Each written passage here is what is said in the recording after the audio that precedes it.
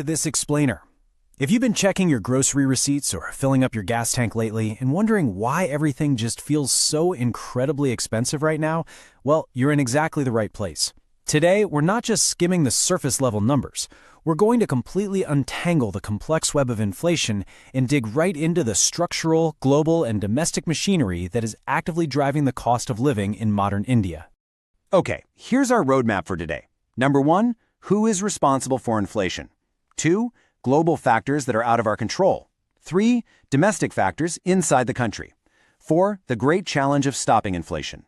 And finally, number 5, the common man and our future. Let's dive in. Section 1. Who is responsible for inflation?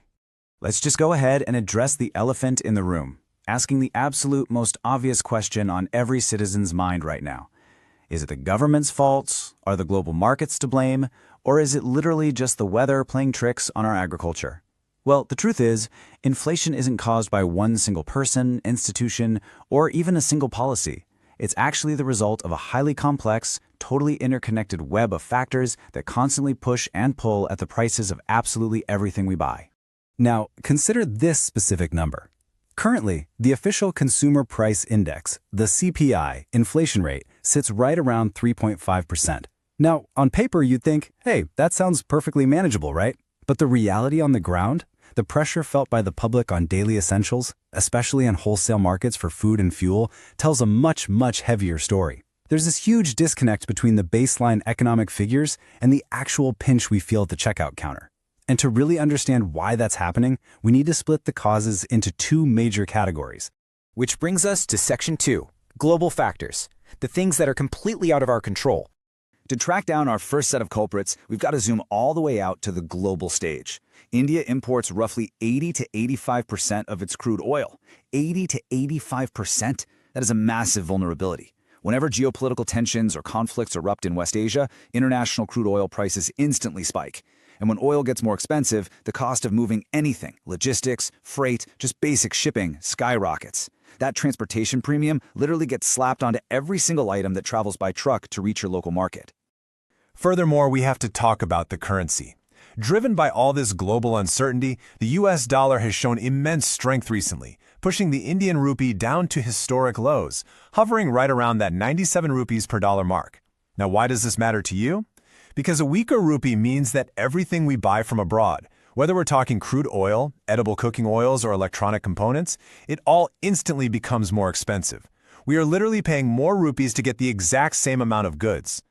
And honestly, add to this the ongoing global supply chain disruptions. We are still, even now, feeling the hangover from the COVID-19 pandemic, which completely scrambled international logistics. You combine that with ongoing international conflicts and new trade restrictions, and just the simple act of moving raw materials across borders has become this costly, totally unpredictable nightmare. Less supply hitting the global market inevitably forces prices straight upward. All right, Section 3. Domestic factors. The pressure's right here inside the country. Because the global stage is really only half the story. Let's zoom in from the international oceans directly to our own farmlands and cities. The crucial point domestically is this crazy imbalance between supply and demand. On one side, we have supply shocks. India's food prices are so heavily dependent on the monsoon. Unseasonal rains, severe droughts, extreme heat waves, they can instantly wipe out vegetable, pulse, and grain crops. Supply drops, prices shoot up. On the flip side, we have demand pull inflation. Our economy is growing rapidly, right? More people have better incomes, meaning greater spending power. When everyone wants to buy things at the exact same time, but there just aren't enough goods to go around, well, prices naturally inflate. And this brilliantly illustrates a concept called core inflation. Now, this happens completely separately from volatile food and fuel costs. Because people have more disposable income, the demand for services, think high-quality education, private healthcare, personal care, or just dining out at restaurants, has absolutely surged. The providers of these services see that high demand, and they raise their prices accordingly. This is exactly why your kids' school fees and your weekend restaurant bills are just steadily creeping up. Of course, we also can't ignore the role of domestic policy.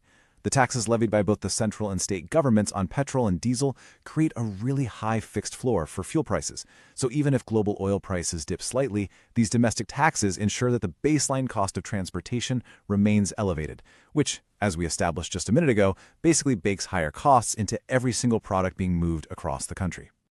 Section 4. The Great Challenge of Stopping Inflation. So, with all these massive global and domestic forces pulling in completely different directions, who's fighting back? Well, our primary defender against runaway inflation is the Reserve Bank of India. Currently, the RBI holds the repo rate right at 5.25%. The RBI's strict mandate is to try and keep inflation contained within a safe band of 2% to 6%. But honestly, hitting that target is like trying to hit a moving bullseye while standing on a ship in the middle of a storm. The repo rate is basically the RBI's primary weapon. It's the interest rate at which the central bank lends money to commercial banks. Tweaking this rate is their main tool for controlling liquidity. When they raise it, borrowing money becomes more expensive for both businesses and everyday consumers, so people take out fewer loans, they spend less, and the whole economy cools down, bringing inflation down with it. But, and it's a big but, if they raise it too high, they risk completely stalling the country's economic growth. It's a massive balancing act. When you put it all together, you see this constant, reactive tug-of-war. Our domestic institutions are constantly deploying internal responses, like the RBI tweaking that repo rate, tightening up monetary policy, or the government releasing agricultural buffer stocks, all just to combat massive external shocks, like wars, energy crises, and broken global supply chains. Section 5. The Common Man and Our Future.